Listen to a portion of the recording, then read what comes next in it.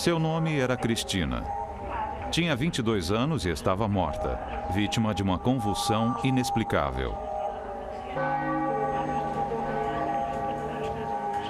Hoje nós lembramos dela como Santa Cristina, a Admirável. Por causa do que fez no dia do seu funeral. Algo aparentemente inexplicável e que a Igreja Católica oficialmente descreve como um milagre.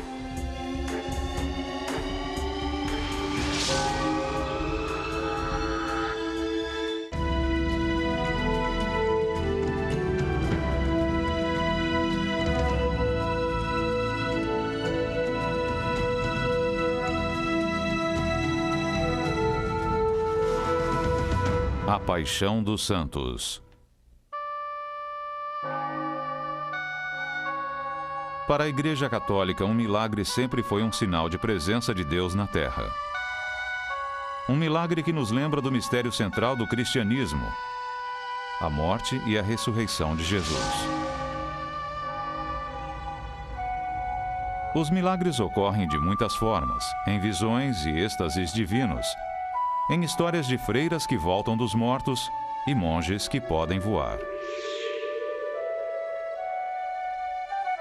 No entanto, de uma forma surpreendente, dos mais de 10 mil santos reconhecidos pela Igreja Católica, só uma pequena fração é considerada mística e apenas um punhado é célebre por haver realizado milagres durante sua vida.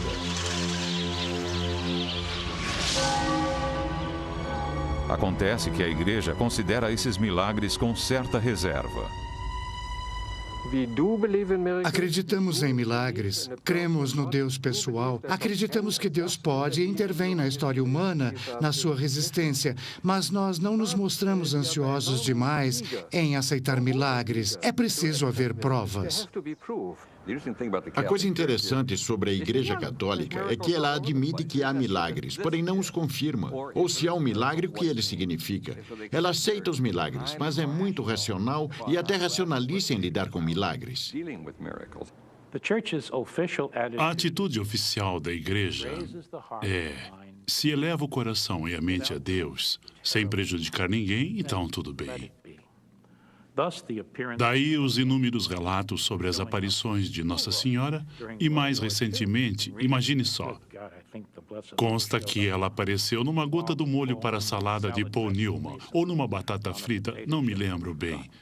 Isso é loucura. Loucura? Talvez, mas compreensível. Como seres humanos, mostramos curiosidade sobre o nosso lugar no universo. Nosso relacionamento com a força poderosa e insondável que criou as estrelas, os planetas e nós. Sendo assim, ansiamos por algo inexplicável, algo que chamamos de milagre. Moisés atravessando o Mar Vermelho. Jesus caminhando sobre a água ou expulsando demônios, ou ressuscitando os mortos. Nos mais de 2000 anos de cristianismo, os milagres assumiram vários aspectos. A aparição da Virgem Maria é um deles, e um dos mais populares. Costuma ser chamado de a aparição de Maria. Em termos mais simples, uma aparição se refere a um evento em que um indivíduo acredita que a Virgem Maria desceu do céu e apareceu para ele. E, em geral, também lhe deu uma mensagem. Houve literalmente centenas dessas aparições nesses anos. Algumas foram aceitas pela Igreja e a maioria não. A Igreja é sempre muito cautelosa com aparições porque, de certo modo, a ideia de uma aparição abala o papel da Igreja. A Igreja se considera uma organização mediadora entre o sagrado e as pessoas comuns. A ideia de que uma determinada pessoa tem acesso direto ao sagrado através de uma aparição é muito ameaçadora. A Igreja é sempre muito cautelosa. Uma das aparições que a Igreja aceitou oficialmente como um milagre é a que aconteceu com a Bernadette Soubirous, de 14 anos.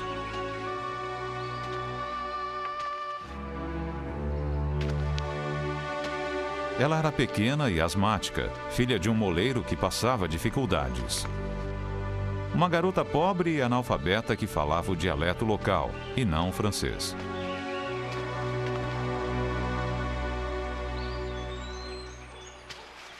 Uma manhã, ela saiu sozinha para catar lenha, como costumava fazer.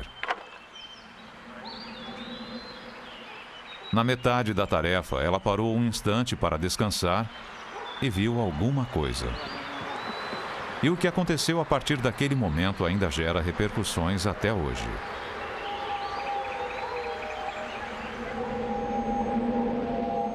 Segundo Bernadette, ela se deparou com uma moça sozinha no bosque, rezando. A mulher era radiante, quase resplandecente.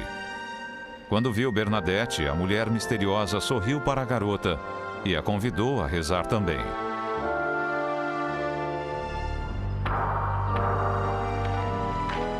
Pouco tempo depois, toda a cidadezinha comentava que Bernadette Soubirous havia visto a Virgem Maria. As autoridades civis e eclesiásticas logo se envolveram. Quando Bernadette lhe disse que a aparição queria que construíssem uma igreja no local, ela foi acusada de mentirosa ou insolente, ou de ambas as coisas. Os clérigos decidiram provar isso, submetendo-a a uma série de interrogatórios cansativos. Nem as autoridades eclesiásticas, nem as civis acreditaram nela. Ambas a interrogaram e, enquanto depunha, viu que eles alteravam o depoimento ao relê-lo e ela os corrigia. Ela manteve a história com tanta firmeza que eles ameaçaram pô-la na cadeia por não aceitar o que lhe diziam.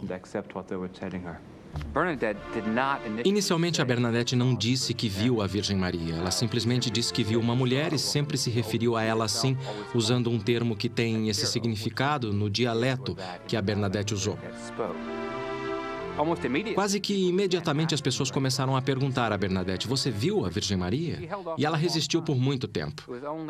Foi só no final do caso da aparição que a Bernadette acabou cedendo à sugestão popular e concordou ter visto a Virgem Maria devido à revelação: "Eu sou a Conceição Imaculada."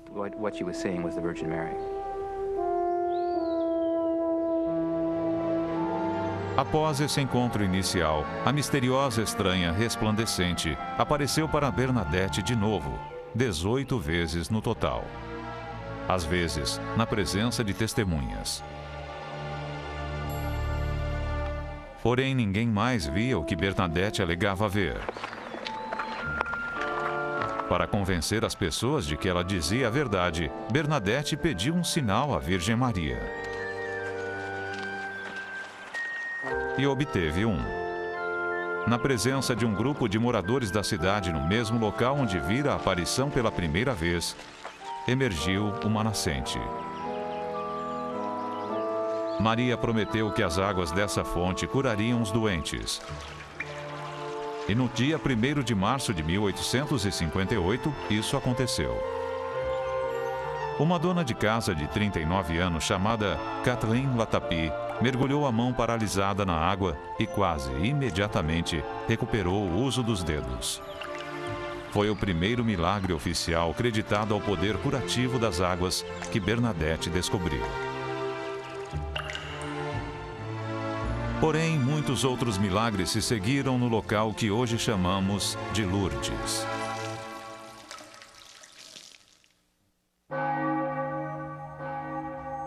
Não deveria causar surpresa o fato de ser a Virgem Maria quem se destaque de forma tão proeminente das histórias de aparições.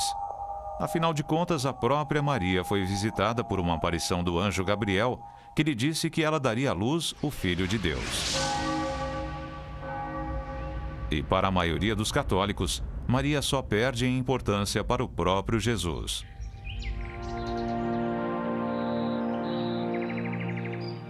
Em geral, a Igreja se mantém cautelosamente neutra quanto ao assunto das aparições de Maria, porque sempre existe a chance de que, anos depois, possa haver uma explicação científica perfeitamente razoável.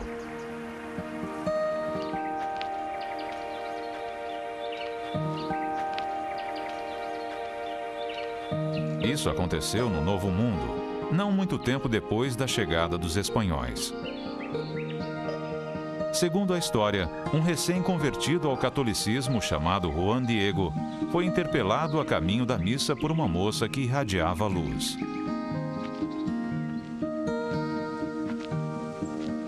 Ela queria que construíssem uma igreja naquele local e pediu a Juan Diego que levasse sua mensagem ao bispo.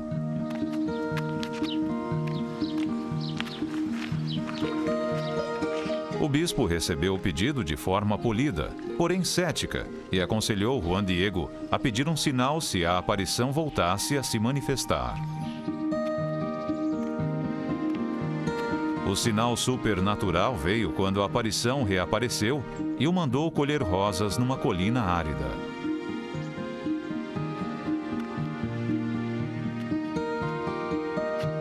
Ele recolheu as flores e voltou a procurar o bispo.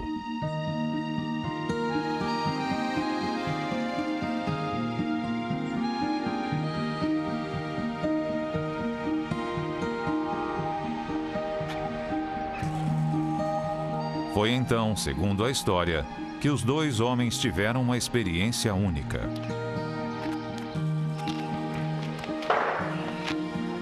Quando Juan Diego deixou cair as rosas no chão, os dois homens se viram diante de uma imagem que apareceu milagrosamente nas vestes de Juan Diego.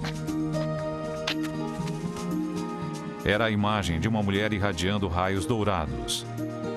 Uma imagem conhecida hoje como Nossa Senhora de Guadalupe, a santa mais popular da América Latina.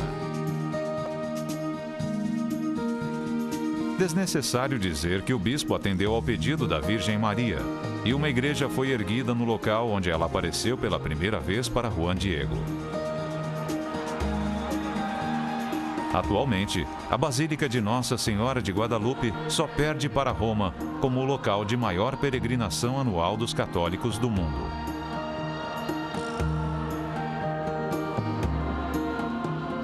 Mas será que a história de Juan Diego e suas vestes milagrosas realmente aconteceu da forma que é citada na lenda?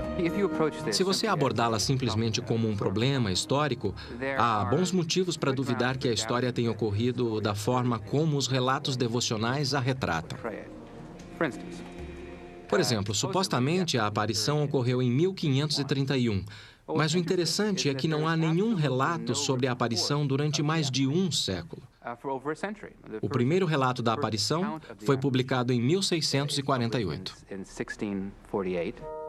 Com traços indígenas e a pele bem morena, a Nossa Senhora de Guadalupe foi a ferramenta mais poderosa usada na conversão dos nativos americanos para a Igreja Católica nos anos que se seguiram à conquista espanhola. Quando se trata de histórias de eventos milagrosos, a Idade Média fornece uma fonte abundante de estranhas ocorrências. Era uma época em que os milagres eram um fenômeno comum da vida diária. Uma coisa rara, talvez, como um eclipse lunar, porém não mais impressionante. O tipo de coisa que aconteceu com Santa Agnes de Montepulciano.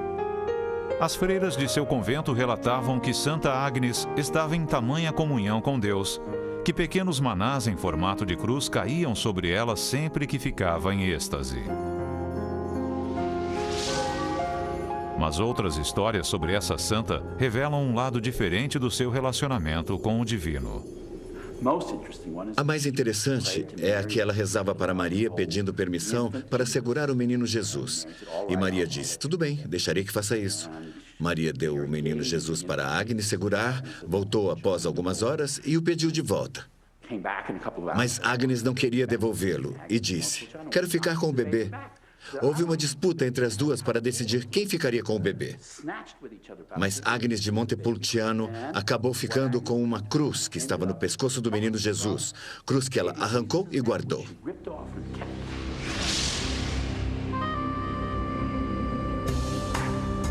Mas os santos não precisam ter um relacionamento óbvio com Deus. Santa Cristina, a Admirável, por exemplo, parece ter sido transformada em santa quase que exclusivamente pelo que fez no dia do seu funeral.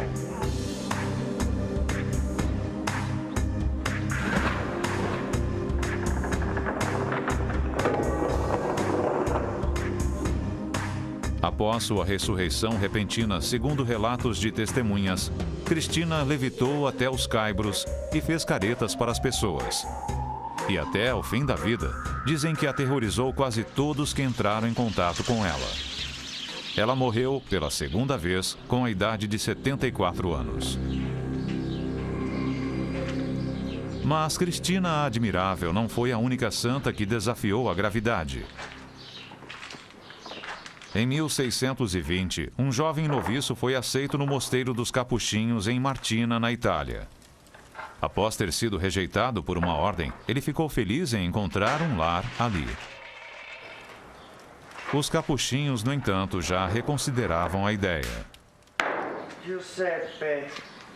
José de Cupertino tinha um problema. A maioria das pessoas que o conheciam achava que fosse um idiota. Ele era, obviamente, um sujeito muito simples, não só em termos de habilidades intelectuais, mas também em traquejo social. Alguém que, numa linguagem atual, seria descrito como tendo um controle deficiente de impulsos.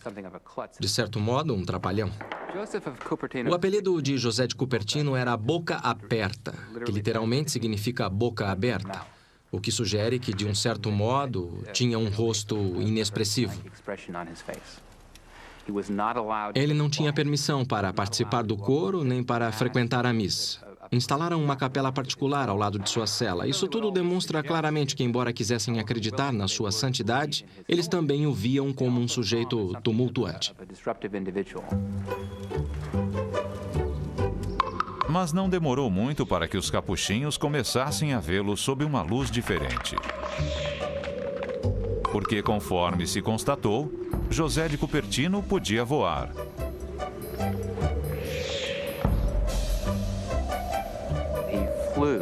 Ele voou em mais de 70 ocasiões diferentes, sem incluir seus voos diários durante o curso de uma missa inteira.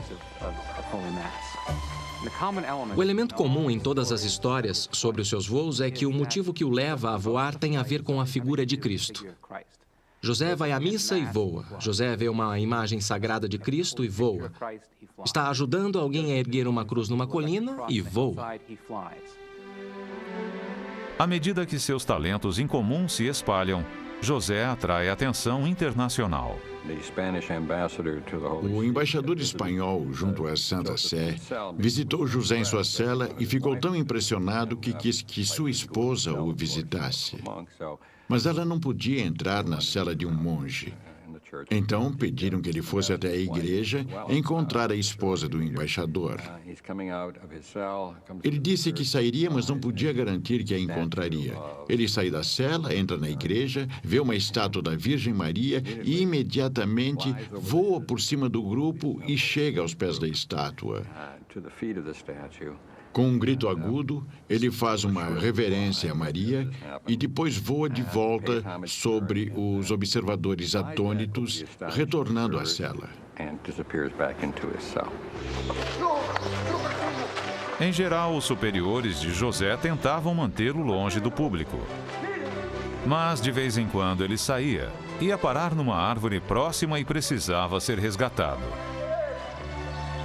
Assim diz a história. Mas até que ponto a história procede? Com certeza, no passado, em especial na Idade Média, as pessoas acreditavam facilmente em milagres e não os menosprezavam.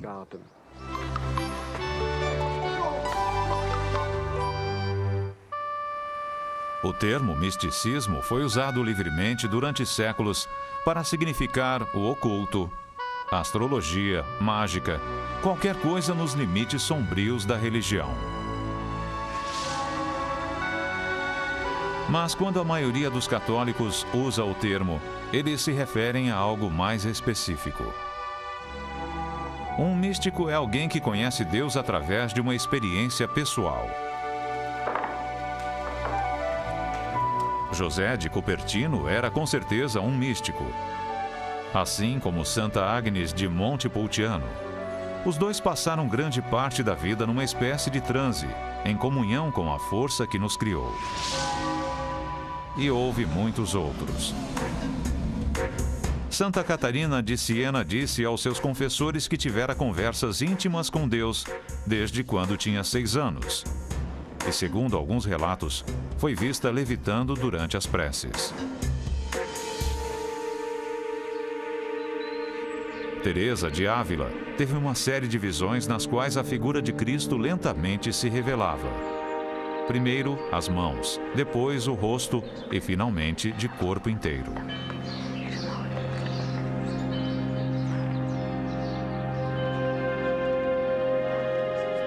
Mas foi um dos amigos mais próximos de Teresa que deu uma nova dimensão ao misticismo. Ele chamava a si mesmo de João da Cruz.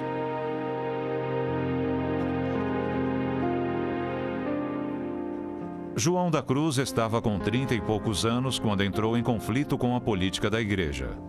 Ele foi preso e jogado numa cela pequena e escura tão fria que desenvolveu ulcerações. Ele tinha 2 carcereiros. Um deles o espancava regularmente. O outro lhe fornecia material de escrita. Durante o seu confinamento, ele escreveu sua autobiografia espiritual, A Noite Escura da Alma, um dos livros mais célebres da história da cristandade.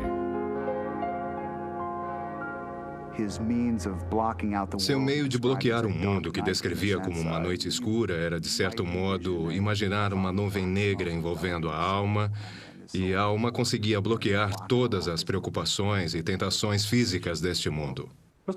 O misticismo, basicamente, significa ter uma experiência profunda de Deus, uma experiência profunda do absoluto. Algumas pessoas envolvidas com o cristianismo que tiveram essas experiências escrevem sobre elas, mas parecem mais uma experiência profunda qualquer. A linguagem usada costuma ser metafórica ou poética, porque é muito difícil explicar uma experiência profunda através de palavras. João da Cruz diz que a experiência profunda de Deus equivale a todo e nada, ou seja, é tudo e nada. Seus poemas são simples, austeros e cheios de contradições aparentes. Para alcançares a plena satisfação, ele escreveu: despoja-te de tudo. Para chegares a possuir tudo, não queiras possuir nada. Para chegares a ser tudo, não queiras ser coisa alguma. Algumas pessoas sugerem que o misticismo de João é um reflexo de sua geografia física. A paisagem monótona que via através das grades da cela. Castilha, na Espanha, é um lugar muito árido, deserto, muito plano, extremamente frio no inverno e muito quente no verão, onde não há primavera nem outono. Para eles não há nada, nada mesmo. Ao olhar pela janela do mosteiro, pelas janelinhas das celas, eles não veem nada. Só o gelo no inverno e o sol causticante no verão. Não há belas árvores, nem rios, nem campinas, nada bonito para ver. Apenas o solo árido e o céu. Então, quando veem esse mundo, eles dizem nada. Quando olham para cima e veem aquele belo céu azul de Castilha, dizem todo. Deus é tudo. Este mundo é nada. São João da Cruz foi tocado por Deus de uma forma suave. Mas outros místicos não são tão afortunados. São aqueles que são escolhidos ou se oferecem para sentir a dor de Cristo, reproduzindo em seus corpos as chagas que ele sofreu na cruz. Chamam-se estigmas. Um fenômeno misterioso que tem desconcertado tanto crentes quanto céticos há séculos.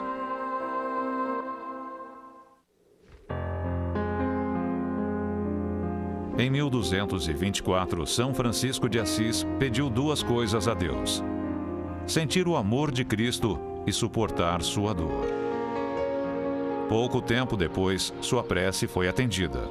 Nas suas mãos e pés apareceram perfurações, com protuberâncias feias que pareciam pregos. Francisco se tornava assim o primeiro estigmatizado da igreja.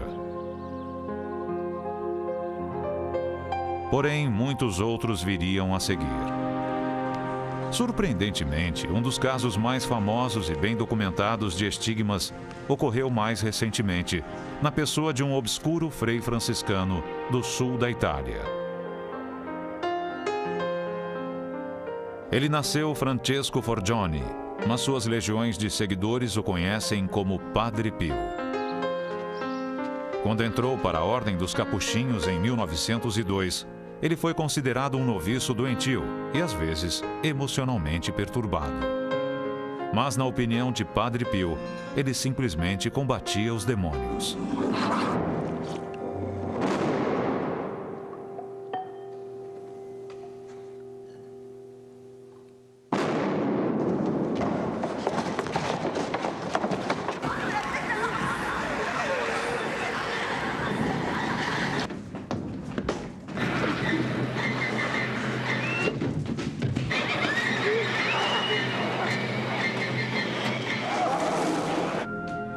Esses confrontos eram ruidosos e violentos e ocorriam de forma regular.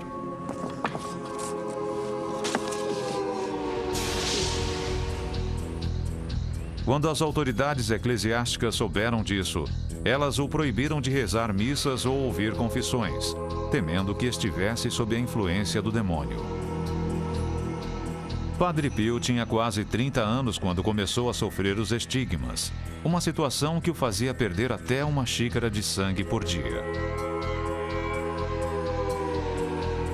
Os médicos não sabiam explicar seu problema, embora houvesse uma explicação óbvia. Nesses casos em que há sangramento, em que o sangue flui do corpo, trata-se de um corpo que, de certa forma, foi perfurado. E pelo que eu sei, quase sempre lidamos com algum tipo de fraude. O indivíduo, de algum modo, provocou mecanicamente uma perfuração no corpo. Ele pode não ser pego, mas eu estou convencido de que se trata de uma fraude.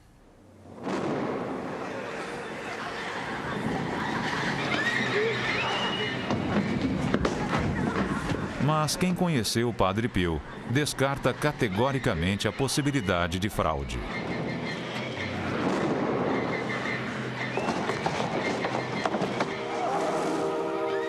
Enfatizam que ele era regularmente examinado por médicos experientes e, o mais importante, ele simplesmente não seria capaz disso.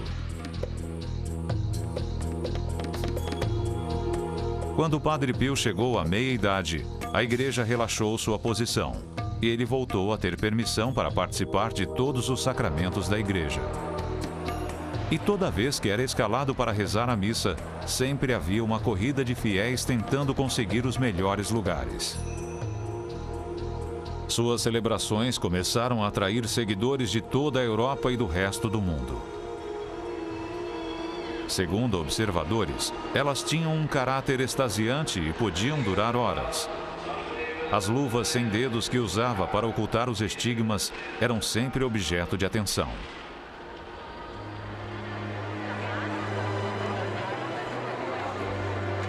Nos últimos 20 anos de vida, a fama de Padre Pio como um homem santo havia atingido tamanha proporção que multidões de crentes aguardavam do lado de fora de sua janela no mosteiro de São Giovanni Rotunda, à espera de vê-lo acenar seu lenço branco.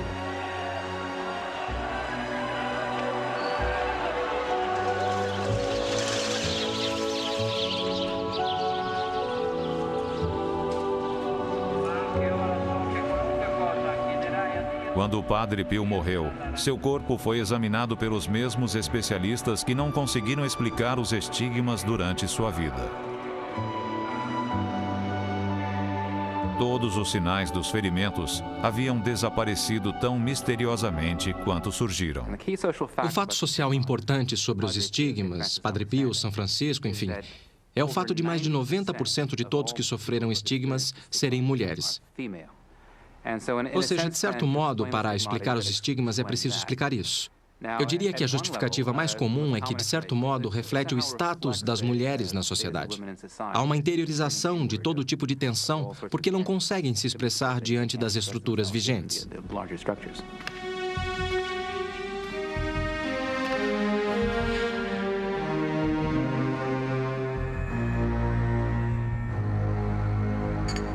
Uma mulher que recebeu uma forma incomum de estigma foi uma freira capuchinha chamada Verônica Giuliani.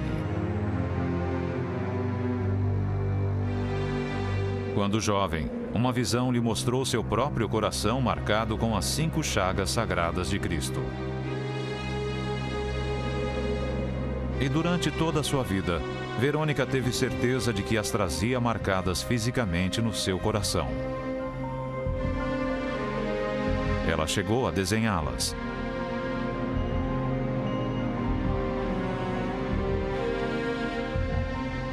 Verônica também recebeu de forma visível o tipo mais comum de estigma.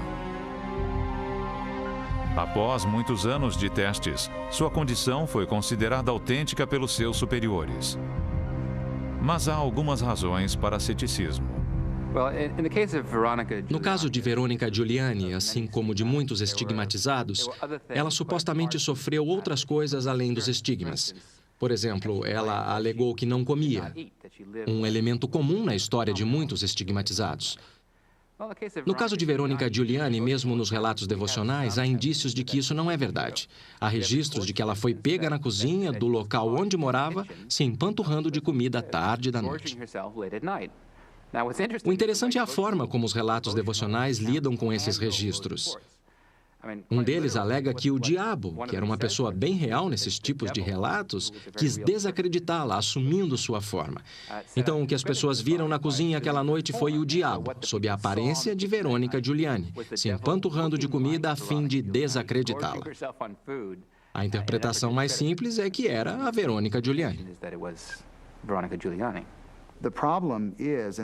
É preciso não esquecer que há muitas formas de explicar esse tipo de coisa em termos físicos. E dispomos da ciência moderna para nos ajudar com isso atualmente. Mas devemos nos lembrar que eles acreditavam. Era assim que viam seu mundo, a cosmologia e o universo, e realmente acreditavam passar por experiências divinas.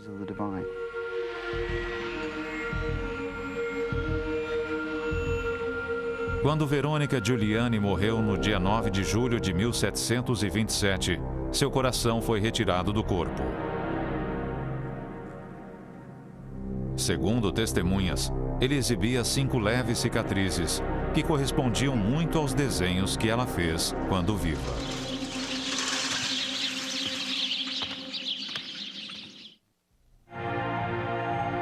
Vejamos a história do humilde curandeiro franco-canadense conhecido pelos seus compatriotas como o Irmão André. Quando ele morreu no dia 5 de janeiro de 1937, aos 92 anos, seu corpo ficou num caixão aberto durante 6 dias e 6 noites, enquanto mais de 1 milhão de pessoas prestavam homenagem. O Irmão André morreu. O Irmão André nos deixou. Quando um homem tem a fama de curandeiro, as pessoas ficam sabendo. E permaneceu santo antes de sua internação. O Irmão André começou a vida de um modo vagabundo, procurando trabalho onde pudesse encontrar. Aos 25 anos, iniciou um noviciado na Congregação da Cruz Sagrada em Montreal, onde sua responsabilidade principal era lavar o chão e as janelas. Pouco depois, o Irmão André começou a curar as pessoas, esfregando-as com um óleo especial usado para acender os candelabros da igreja e invocando o nome de São José. No curso de sua longa vida, o Irmão André ajudou dezenas de milhares de homens, mulheres e crianças. E bem mais de 1000 pessoas alegaram ter sido curadas de suas doenças.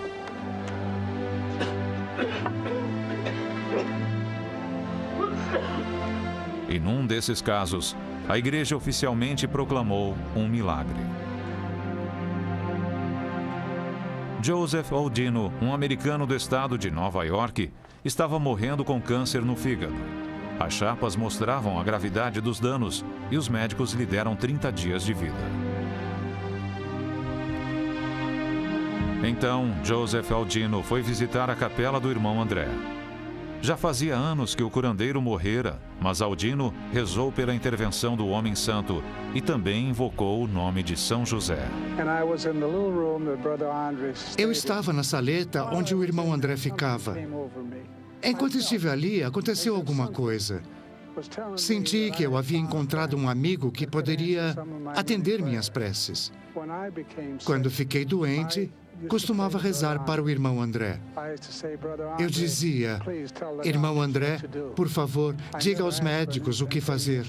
Eu nunca pedi nenhum tipo de milagre instantâneo porque não acreditava nisso, mas eu dizia, por favor, diga-lhes o que fazer. Acho que ele fez isso porque eu jamais tive medo de morrer. Após alguns dias, o homem doente começou a se sentir melhor. E pouco depois, sua saúde se transformou completamente. Uma segunda bateria de chapas revelou a razão dessa recuperação extraordinária. Apenas algumas semanas após sua comunhão com o irmão André, o fígado de Joseph Aldino não mostrava nenhum sinal da doença. Ele atingira um estágio do qual nenhum paciente se recupera. Estava desenganado e provavelmente morreria. O tratamento que ele dava era paliativo. Jamais pensei numa cura a longo prazo. Na verdade, tentei repetir alguns procedimentos que fiz com ele em outros pacientes, mas não adiantou. É essa possibilidade de uma cura milagrosa que reside no cerne de muitos ensinamentos católicos e responde pela enorme popularidade de um local como Lourdes. Um século e meio após Bernadette descobrir a fonte milagrosa, as águas que curam ainda vertem através de um encanamento mais atual.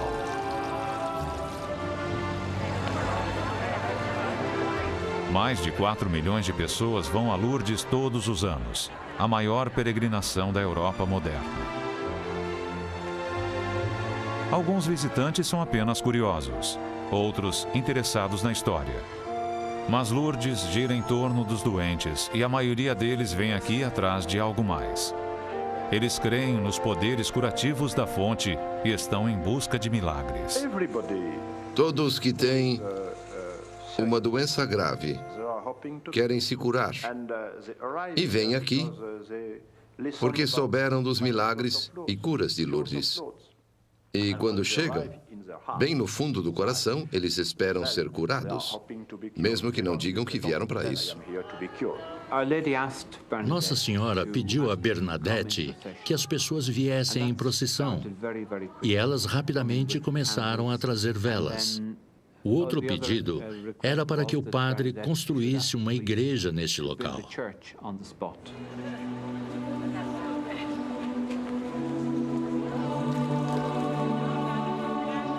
Poucas pessoas que tomam a água alegam terem sido curadas por ela, mas algumas sim. E embora toda alegação seja levada a sério, uma cura e um milagre são duas coisas diferentes. O Dr. Pilon examina pacientes em Lourdes há 7 anos. Todos os anos recebo umas 15 pessoas que dizem que foram curadas. Ano passado foi um bom ano porque recebi 20 declarações. Mas essa declaração não é um milagre. É só uma declaração. Qualquer pessoa pode dizer estou curada, por que não? Você pode alegar isso. Mas para ter certeza de que é uma cura verdadeira, é preciso que todos os médicos aqui presentes decidam que se trata de uma cura real, com todos os critérios de uma cura verdadeira de Lourdes. É responsabilidade da junta médica acompanhar as curas que ocorrem no santuário. Os peregrinos são examinados e suas doenças registradas antes de visitarem a fonte. Depois, qualquer um que alegue uma cura milagrosa torna a ser examinado para determinar se há alguma razão médica conhecida que possa explicá-la.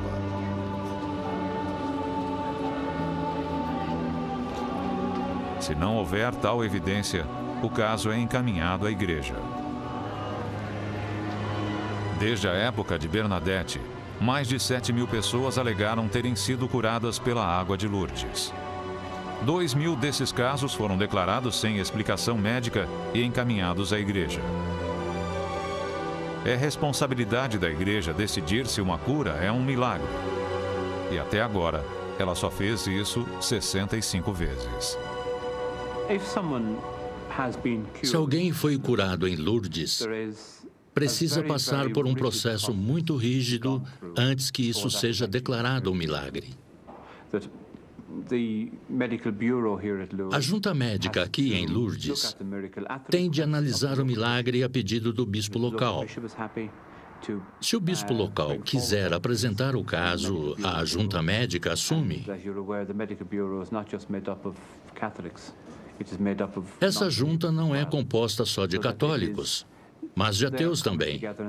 Baseada nessa decisão médica conjunta, a Igreja então declara a cura milagrosa e não uma cura inexplicável.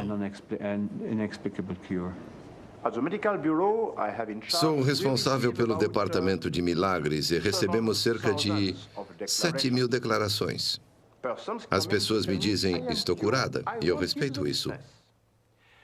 Entre essas 7.000, reconhecemos apenas 2.000 curas reais, porque essas 2.000 têm os critérios médicos necessários para serem reconhecidas como cura real, sem nenhuma explicação. Mas temos registrados 65 milagres, e já vai entender por quê. Os bispos decidem se são sinais verdadeiros de Deus, realmente milagres. 2.000 curas, 65 milagres.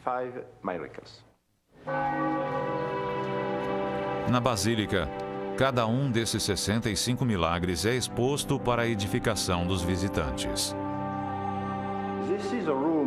Esta é uma sala onde expomos aos peregrinos que vêm aqui alguns exemplos dessas curas, com o testemunho de pessoas que eram como eles, sem esperança. Elas vieram a Lourdes e voltaram a ter esperança. E aqui temos o local dos milagres. Não apenas curas, mas milagres. Há 65 exemplos. O primeiro é o da senhora Latapi e o último, o da senhora Sherry, uma enfermeira da Sicília. Ela se curou aos 12 anos. E isso foi reconhecido como milagre 13 anos depois. Antes houve uma outra bela história.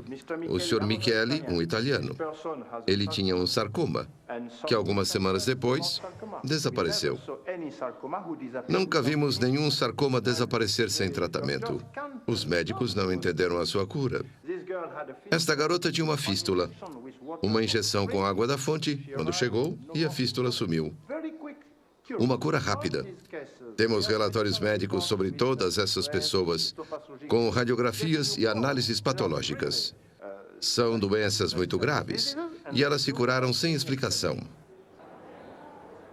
Muitas mulheres, e isso é curioso. Por quê? Por que não? Deus cura quem Ele quer. São as penitências dos tempos modernos.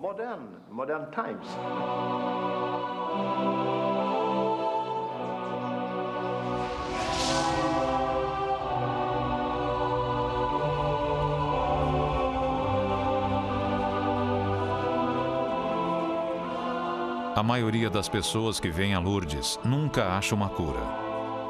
No entanto, muitas retornam a esse lugar sagrado inúmeras vezes porque as curas não são os únicos milagres aqui.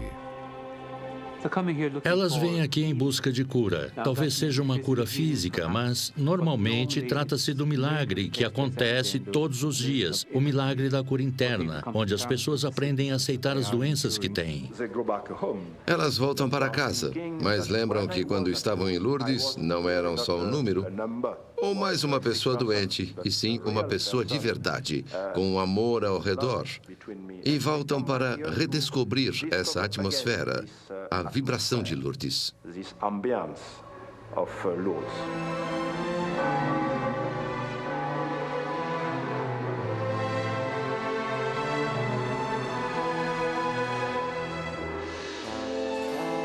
Milagre é só uma palavra. Mas por trás dessa palavra, existe a ideia de que há uma presença amorosa no mundo, uma centelha divina que não pode ser explicada. Os santos nos lembram que essa centelha existe e se manifesta em tudo, até mesmo, e quem sabe especialmente, em nós mesmos.